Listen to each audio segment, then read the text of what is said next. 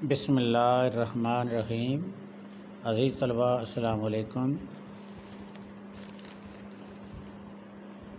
نردبان اردو جماعت افتم۔ بچوں یہاں میں ایک بات آپ کے سامنے واضح کر دیتا ہوں کہ ہمارا کاروان اردو کا جو سلیبس ہے وہ مکمل ہو چکا ہے، اور آج سے جو ہمارا نیا کام شروع ہونا ہے وہ نردبان اردو سے شروع ہوگا، جو کہ صفحہ نمبر 25 تا 45 یعنی 25 تا 45 پر مشتمل جو ہے نا سارا کام ہم نے کرنا ہے۔ اس میں سے کچھ تو ہم نے کر لیا تھا، ایک آدھ جو ہے نا پیج جو ہے نا ہم نے مکمل کر لیا تھا، تو آج ہم نیکسٹ چلیں گے۔ بہرحال اس وجہ سے میں آپ کو بتانا چاہ رہا ہوں کہ آج کا جو ہمارا سبق ہے وہ نردبان اردو برائے جماعت افتم سے مورخہ 3 ستمبر 2020۔ آج کا سبق ذو معنی الفاظ، جو کہ ان تمام صفات میں سے 2 مختلف صفات ہیں ان پر مشتمل ہے، یعنی صفحہ نمبر 26 اور صفحہ نمبر 42۔ یہ 2 صفات ہیں جن پر ذو معنی الفاظ کا استعمال کیا گیا ہے، اس لیے ان 2 صفات کو مکمل کرنا ہے، اور پھر اس میں الفاظ اور ان کا استعمال ہے، یعنی ذو معنی الفاظ جو کہ صفحہ نمبر 26 اور صفحہ نمبر 42 پر موجود ہیں، ان الفاظ اور ان کا استعمال کرنا ہے، اور اس کے ساتھ صفحہ نمبر 27 پر موجود مذکر اور مؤنث الفاظ کو بھی آج ہم نے پڑھنا ہے۔ تو اس لحاظ سے آج کے سبق کے جو مقاصد ہیں وہ یہ ہیں: نمبر 1، طلباء کو ذو معنی الفاظ کے مفہوم سے آگاہ کرنا، یعنی یہ واضح کرنا کہ ذو معنی الفاظ کیا ہوتے ہیں اور ان کی تعریف کیا ہے اور ان کا استعمال کیسے ہوتا ہے۔ نمبر 2، ذو معنی الفاظ کی پہچان کروانا، اور نمبر 3، ذو معنی الفاظ کو جملوں میں استعمال کرنا سکھانا، اور نمبر 4، مذکر اور مؤنث کا تصور دینا۔ یہ 4 بنیادی مقاصد ہیں جو آج کے نردبان اردو کے جو مختلف جو صفات پر مشتمل جو اسباق ہیں وہ میں نے آج جو آپ کو پڑھانے ہیں۔ تو آج کے سبق کو پڑھانے سے قبل میں آپ کو آج کی اچھی بات جو کہ حسب معمول آپ کو روزانہ بتائی جاتی ہے۔ تو بچوں آج میں آپ کو حضرت علی رضی اللہ کا ایک جو ہے نا قول ہے وہ آپ تک پہنچانا چاہ رہا ہوں۔ حضرت علی رضی اللہ فرماتے ہیں کہ نصیحت حاصل کرو تاکہ گناہ سے باز رہو۔ بہت بڑا سبق ہے اس میں کہ ہمیں دوسروں سے نصیحت مشورے حاصل کرنے چاہیے، اچھے مشورے، اچھی نصیحتیں حاصل کرنی چاہیے تاکہ ہم گناہوں سے اجتناب کر سکیں، ان سے بچے رہیں۔ تو یہ آج کی اچھی بات تھی۔ اس کے بعد آج کا جو سبق ہے جو کہ صفحہ نمبر 26 سے شروع ہوتا ہے، آپ تمام بچوں آج ذرا اس کو کھول کے سامنے رکھیں، اور یہاں پر لکھا ہے الفاظ اور ان کا استعمال۔ نردبان اردو کے اس صفحہ پر یہ تمام الفاظ جو ہیں اصل میں یہ ذو معنی الفاظ کہلاتے ہیں، اور ذو معنی الفاظ کی تعریف بھی میں آپ کو اختصار کے ساتھ بتا دیتا ہوں۔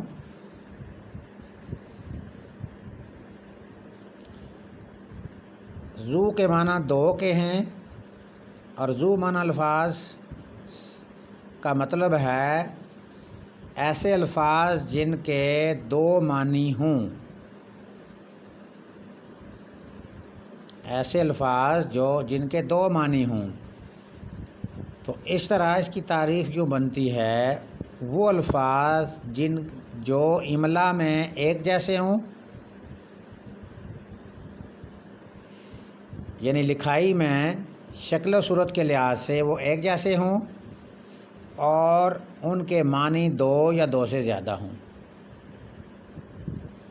تو اس لحاظ سے تعریف یہ بنتی ہے کہ ایسے الفاظ جن کی املا ایک جیسی ہو اور معنی دو ہوں یا دو سے زیادہ ہوں، تو یہ اس کی تعریف ہے۔ ایسے الفاظ کو ذو معنی الفاظ کہا جاتا ہے۔ آئیے صفحہ نمبر 26 پر جو موجود مختلف مثالیں دی گئی ہیں، مختلف جو ذو معنی الفاظ ہیں اور ان کا استعمال ہے۔ سب سے پہلے لفظ ہے عرض، اور یہ عرض 2 مرتبہ لکھا گیا ہے۔ املا کے لحاظ سے دونوں الفاظ جو ہیں وہ ایک جیسے ہیں، لیکن میننگ ان کے مختلف ہیں۔ یعنی آپ دیکھیں کہ یہاں پہ پہلے والا جو مثال عرض ہے، ایک تو چوڑائی کے معنوں میں لیے جاتے ہیں، انگلش میننگ بھی یہاں پہ لکھے ہوئے ہیں، جیسے ودت چوڑائی کو کہا جاتا ہے، اور دوسرا جو عرض ہے درخواست کرنا، التجا کرنا یا گزارش کرنا۔ سنتے ہوئے ساتھ ساتھ ان کے اردو کے معنی بھی آپ لکھتے جائیے گا۔ اس طرح اب اس کا جو جملہ بنانا ہے آپ نے، جیسے چوڑائی کے معنوں میں جب استعمال کرنا ہے تو مختلف چیزوں کی چوڑائی ہوتی ہے، اس لحاظ سے آپ عرض کا جو ہے نا، جیسے کپڑا خریدتے ہیں تو اس کا عرض جو ہے نا دکاندار جو ہے وہ بتاتا ہے اس کا عرض اتنا ہے، یعنی یہ چوڑا اتنا ہے، تو کسی کپڑے کا آپ ذکر کر سکتے ہیں کہ اس کپڑے کا عرض بہت بڑا ہے۔ اس طرح دوسرا عرض گزارش کے معنوں میں استعمال ہوا، یعنی ریکویسٹ کرنا، التجا کرنا، درخواست کرنا، تو عرض مجھے امید ہے کہ آپ میری عرض قبول کریں گے، میری عرض کو سنیں گے، میں نہایت ادب سے عرض کرتا ہوں۔ اس طرح کا جملہ آپ بنا سکتے ہیں۔ نمبر 2 فرض، اور یہ فرض کا جو لفظ ہے یہ 2 مختلف معنوں میں استعمال کیا گیا ہے، اور ایک ہی املا ہے ان کی، اور معنی 2 یہاں پہ استعمال کیے گئے ہیں۔ ایک فرض کرنا، جیسے سپوز کرنا، مثال کے طور پہ فرض کیا گیا، سپوز، انگلش میں لیٹ سپوز کے میننگ جو ہے نا میں لیا جاتا ہے اس کو، اور اس کے بعد فرض یعنی ڈیوٹی، فرض کی ادائیگی، یوں فرض کا استعمال کرنا ہے۔ عموماً جو ہے میتھ کے کسی کویشچن کا جو ہے نا وہاں پہ فرض کا لفظ میں سپوز، لیٹ وغیرہ کا یوز ہوتا ہے۔ جیسے فرض کیجئے علی ذہین ہے مگر اس کا بھائی ذہین نہیں ہے، اس طرح کا جملہ بنایا جا سکتا ہے۔ دوسرا فرض ڈیوٹی کے، میں نے اپنا فرض پورا کر لیا ہے، اسی طرح کا جملہ مزید آپ اور مزید بھی جملے بنا سکتے ہیں۔ نیکسٹ جو تیسرا لفظ ہے پاس، 2 دفعہ پاس لکھا ہوا ہے، اور جو ہے نا ایک پاس یعنی کامیاب آنے کے ہیں، فلاح پانے کے ہیں، اور پاس دوسرا جو ہے جیسے نیئر کے، قریب کے، انگلش میں ریگارڈ یعنی کامیاب آنا، اور اس کے بعد نیئر کے معنی ہوتے ہیں قریب، یعنی ایک کامیاب آنا کے معنی میں یہ پاس کا لفظ استعمال ہوتا ہے، اور دوسرا جو ہے وہ قریب کے معنوں میں استعمال کیا جا رہا ہے۔ تو اس طرح سے آپ امتحان میں پاس آنے کے والے سے جملہ لکھا جا سکتا ہے۔ آپ نے خود جملہ بنانا ہے، لکھنا ہے، اور قریب کے یعنی ہمارے جو ہے نا ہمارا گھر جو ہے نا کسی مسجد کا نام لیں، کسی مسجد کے پاس واقع ہے۔ اسی طرح نیکسٹ جو چوتھے نمبر پہ جو الفاظ ہیں 2 تکرار، 2 دفعہ لکھا ہوا ہے۔ شکل صورت کے لحاظ سے، املا کے لحاظ سے اگر آپ دیکھیں گے تو کوئی فرق نہیں ہے، ایک جیسے ہیں، یعنی املا ایک ہے، اور معنی یہاں پہ 2 استعمال کیے گئے ہیں۔ جیسے ایک تکرار ہے جس کو بحث کے معنی میں استعمال، جیسے کوارل، لڑائی جھگڑا کے معنی میں استعمال ہوتا ہے، انگلش میں اس کو کوارل بولتے ہیں۔ اسی طرح تکرار جس کو دہرانا کہا جاتا ہے، اعادہ کرنا، بار بار دہرائی کرنا، ریپیٹیشن، ریپیٹ کرنا۔ تو اسی معنوں میں آپ نے جو ہے نا چھوٹی چھوٹی باتوں پر تکرار نہیں کرنی چاہیے۔ تکرار جو ہے نا مثلا یہ اس سوال کی تکرار بار بار ہو رہی ہے، اس طرح کے جملے بنائے جا سکتے ہیں۔ نیکسٹ نمبر 5، کان کا لفظ 2 بار استعمال ہوا ہے، املا 1 ہے۔ میننگ کو دیکھیں، ایئر اور مائن، یعنی ایئر کے معنی کان یعنی جسم کا حصہ، اور دوسرا کان جو ہے وہ مائن، جس کو کان کنی کھود کر کوئی چیز نکالی جاتی ہے، معدنیات کے حوالے سے جو ہے نا یہ لفظ استعمال کیا جاتا ہے، یعنی معدنیات کا ذخیرہ جس کو کہا جاتا ہے۔ چاہے آپ نمک کی کان کہہ سکتے ہیں، کوئلے کی کان کہہ سکتے ہیں، سونے کی کان وغیرہ، الغرض کے معدنیات زمین سے کھود کر جو چیزیں نکالی جاتی ہیں، جو ذخیرے ہیں، ان کا ذخیرہ جو ہے نا وہ کان کہلاتا ہے، کسی بھی معدنیات کا جو ذخیرہ ہے۔ تو اس لحاظ سے آپ نے جملہ بنا لینا ہے، میرے کان میں درد ہے، یا نمک کی کان جو ہے نا کھیوڑا میں موجود ہے۔ اسی طرح یہ 2 الفاظ جو ہے، ایک لفظ ہے املا 1، لیکن 2 مختلف معنوں میں اس کو استعمال میں لایا گیا ہے۔ نیکسٹ نمبر 6، شہادت کا لفظ 2 دفعہ لکھا گیا ہے، املا کے لحاظ سے دیکھا جائے 1 اور معنی کے لحاظ سے دیکھا جائے۔ انگلش میں جیسے ایک شہادت وٹنس، گواہی دینا، اور دوسرا جو ہے وہ یہ لکھا ہوا ہے مارٹرڈم، تو یہ شہادت شہیدانہ، مارٹرڈم گواہی دینا یا شہیدانہ، شہادت کے 2 معنوں میں استعمال کیا گیا ہے، آپ نے ان کو اپنے معنوں میں استعمال کرنا ہے۔ کسی کی سچائی کی شہادت دینا، گواہی دینا، اور اسی طرح جو ہے نا کسی کے شہید آنے کے حوالے سے یہ لفظ استعمال، شہادت کی خبر سننا وغیرہ، اس طرح کے جملہ بنایا جا سکتا ہے۔ جملے آپ نے خود بنانے ہیں، میں نے آپ کو سمجھانا ہے اور پھر آگے آپ نے بڑھنا ہے۔ نیکسٹ نمبر 7 پہ آپ دیکھیں، عہد کا لفظ 2 بار لکھا گیا ہے اور 2 مختلف معنوں میں۔ اوت، وعدہ کرنا، ایک اس معنوں میں استعمال، پرومس اس کے معنوں میں استعمال کیا جاتا ہے، اور اسی طرح عہد جو ہے نیکسٹ جو ہے نا ٹائم یا رین کے معنی میں استعمال کیا جاتا ہے، یعنی دورانیہ، وقت کے معنی میں استعمال کیا جاتا ہے۔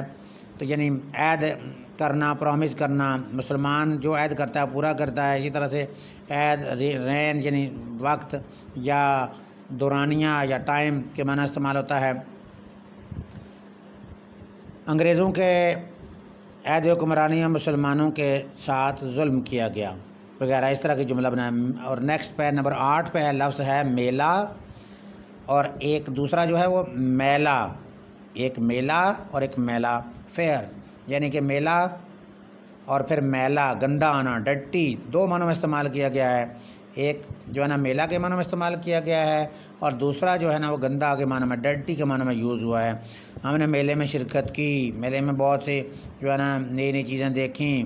اسی طرح سے میلہ جو ہے نا اس کے کپڑے جو ہے نا میلے ہیں، اس طرح کے جملہ استعمال کیا جا سکتا ہے۔ نیکسٹ تو میں نے جو ہے نا چونکہ اس کے ساتھ ایک اور پیج بھی ساتھ لیا ہے، صرف وجہ یہ ہے کہ جو ہے نا چونکہ یہ زومنی الفاظ 2 مختلف صفحات پر جو ہے نا دیے گئے ہیں، نردبان کا جو حصہ ہے، تو اس میں آپ صفحہ نمبر 42 کو بھی توجہ سے دیکھیے گا، نردبان کا، تو وہاں پہ بھی الفاظ اور ان کا استعمال ہے، یعنی یہاں پہ وہی جملہ جو ہے نا دہرایا گیا ہے کہ ہر لفظ ایک سے زیادہ معنی رکھتا ہے، اور ان الفاظ سے مختلف معنی کے عامل جملے بنائیے، یہ سوال لکھا ہوا ہے۔ تو یہاں پر بھی آپ دیکھیں گے کہ اردو کے الفاظ لکھے ہوئے، ان کے انگلش میں معنی لکھے ہوئے ہیں، اور میں آپ کو اردو میں بتا رہا ہوں، ساتھ لکھ لیجئے گا، اور پھر جملہ بنانا ہے آپ نے۔ نیکسٹ پہ نمبر 1 جو ہے صفحہ نمبر 42 بتا رہا ہوں آپ کو، اسباب 2 بار لکھا ہے، ایک صورت میں ایک املا ہے ان دونوں کی، اور جو ہے نا لوگج، سامان، اور دوسرا جو معنی ہے وہ ریزن کے معنوں میں استعمال کیا گیا، اسباب، سبب کی جمع سباب کے حوالے سے یہاں پہ وجوہات۔ تو اس طرح آپ نے جیسے جو ہے نا لوگج کے معنی میں استعمال کیا، سامان جو ہے، تو ہم نے سفر کے لیے اپنے جو ہے نا اسباب مال اسباب کو اکٹھا کر لیا ہے۔ اسی طرح سے اسباب وجوہات، اس کی بیماری کی بہت سے اسباب ہیں، اسی طرح سے اور جملے بنائے جا سکتے ہیں۔ نمبر 2 لگن، 2 بار لکھا گیا لگن، تو یہاں پہ ایک پہلا لگن جو ہے اس کے معنی پلیٹ کے یعنی برتن کے معنوں میں یہ استعمال کیا گیا ہے۔ کچن میں استعمال آنے والا کوئی برتن آپ اس کے معنی میں لے سکتے ہیں، پلیٹ کے معنی میں لے سکتے ہیں آپ، تو کوئی چیز پلیٹ میں رکھی گئی وغیرہ لگن۔ پھر ڈیووشن، جذبہ، محبت کے ساتھ دلچسپی، اس کی ان معنوں میں استعمال ہوتا ہے کہ جو ہے نا ہمیں تعلیمی میدان میں لگن سے کام کرنا چاہیے، اس طرح کے معنی جملہ استعمال کیا جاتا ہے۔ میر، اور میر 2 معنوں میں استعمال ہے، ایک پہلا والا سن کے معنی میں سورج، اور دوسرا افیکشن یعنی محبت کے معنی میں لو، پیار، محبت کے معنی میں استعمال کیا گیا ہے۔ تو اس طرح سے نیکسٹ نمبر 4 گراں، اور گراں کے معنی میں استعمال دو لفظ جو ہے نا ایک املا میں ہیں، اور معنی دیکھیں آپ۔ گراں کے معنی کاسٹلی، قیمتی جس کو کہتے ہیں۔ میں نے جیسے یہ پنکھا گراں قیمت میں خریدا ہے، مہنگے داموں خریدا ہے۔ گراں یعنی یہ دوسرے والا جو لفظ ہے ان پلیزنٹ، ناگوار گزرنا جس کو کہتے ہیں، آپ کی بات میرے طبیعت پر گراں گزری، اس طرح کے معنی میں استعمال کیا جا سکتا ہے۔ یعنی 2 گراں جو ہے میننگ جو ہیں مختلف ہیں۔ کاسٹلی قیمتی کے معنی میں ایک استعمال کیا گیا، ان پلیزنٹ یعنی نا خوشگوار یعنی ناگوار کے معنی میں جو پسند نہ کیا جائے۔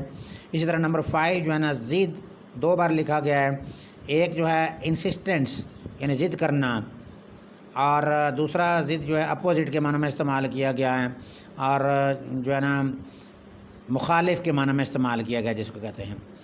تو اسی طرح سے جو ہے نا بچے جو ہے نا عموماً ضد کرتے ہیں، چھوٹی چھوٹی باتوں پہ ضد کرنے لگ جاتے ہیں، اور دوسرا ضد جو ہے نا وہ مخالف یعنی خوشی اور غم جو ہے نا ایک دوسرے کی جو ہے نا ضد ہیں، اس طرح کا لفظ استعمال میں لایا جا سکتا ہے۔ اور نمبر 6 صحت، 2 مختلف الفاظ ایک جیسی املا اور میننگ میں فرق ہے، جیسے ہیلتھ کے معنی میں صحت، اور صحت کے معنی میں تندرستی کے معنی میں استعمال کیا گیا لفظ، اور پھر ساتھ ہی کریکٹنیس یعنی درستگی کے معنی میں بھی استعمال کیا گیا ہے، یعنی اس کی صحت بہت اچھی ہے، اور جو ہے نا پھر چیزوں کے بجائے استعمال سے ان کی صحت میں فرق آ جاتا ہے۔ پھر نیکسٹ جو ہے نا نمبر 7 جو ہے پیوند، 2 بار لکھا گیا ہے، پیچ یعنی پیوند لگانا، جوڑنا، 2 حصوں کو آپس میں جوڑنا، اس الفاظ جیسے کپڑوں کو پیوند لگانا، نبی کریم صلی اللہ علیہ وسلم اپنے کپڑوں کو خود پیوند لگایا کرتے تھے، جو ہے نا پیوند۔ دوسرا جو ہے نا ریلیشن شپ، تعلق جوڑنا، لالچ انسانوں کے درمیان میں لگے ہوئے پیوند کو نقصان پہنچاتا ہے۔ اور نمبر 8 ایک پتہ پیتے ہے اور ایک پتہ لکھا ہوا ہے، ایک پتہ جو ہے یہ ایڈریس، اور دوسرا پتہ جو ہے یہ لیف کے معنی میں استعمال ہوتا ہے۔ تو اس لحاظ سے آپ نے پتہ ایڈریس، میرے گھر کا ایڈریس یعنی میرے گھر کا پتہ جو ہے نا وہ معلوم نہیں ہے، یا آپ کے گھر کا پتہ معلوم نہیں ہے، اور پتہ جو ہے نا لیف کے معنی میں نے پودے کا پتہ توڑا، اس طرح کے ان معنوں میں آپ استعمال کر سکتے ہیں۔ تو بچوں یہ 2 مختلف صفات پر جو ہے میں نے آپ کو جو پڑھائے ہیں ذو معنی الفاظ ہیں، اور ان کے مختلف میننگ کے بارے میں بتایا۔ تو ابھی جو ہے نا صفحہ نمبر 27 کو بھی دیکھ لیتے ہیں، جہاں پہ مذکر مؤنث کا استعمال ہے، ان کو دیکھ جو ہے نا صفحہ نمبر 27 نردبان اردو کا، اور اس میں الف جز ہے کہ درج ذیل مؤنث کے مذکر لکھیے۔ مؤنث الفاظ دیے گئے ہیں، آپ نے ان کے سامنے مذکر کا کالم میں آپ نے مذکر لکھنے ہیں، جیسے مصنفہ ہے تو آپ مصنف لکھیں گے اداکارہ، اداکار، بیوی، خاوند یا میاں، بہو، داماد، رانی، راجہ، شہزادی، شہزادہ، اور نمبر 7 ساس، مذکر ہوگا اس کا سسر، اور نمبر 8 خادمہ، جس کا مذکر جو ہے وہ خادم ہوگا، اور نمبر 9 والدہ، اس کا مذکر والد، اور جو ہے نا نیکسٹ نمبر 10 ملکہ یعنی بادشاہ، اور نمبر 11 عورت مرد، اور نمبر 12 بھابھی بھائی۔ یہ مختلف الفاظ آپ نے سن کے لکھ لینے ہیں۔ اور نیکسٹ پہ اسی صفحہ پر بے جز ہے، جو ایک سوال دیا گیا ہے کہ درج ذیل الفاظ کو مذکر اور مؤنث کے خانوں میں لکھیے۔ 2 مختلف خانے دیے گئے ہیں، مذکر اور مؤنث۔ رائٹ سائڈ پہ آپ دیکھیں، دائیں طرف جو ہے نا مذکر کے 2 خانے بنے ہوئے ہیں، اور بائیں طرف جو ہے نا یہ خانے بنے ہوئے ہیں۔ یہ جو ہے نا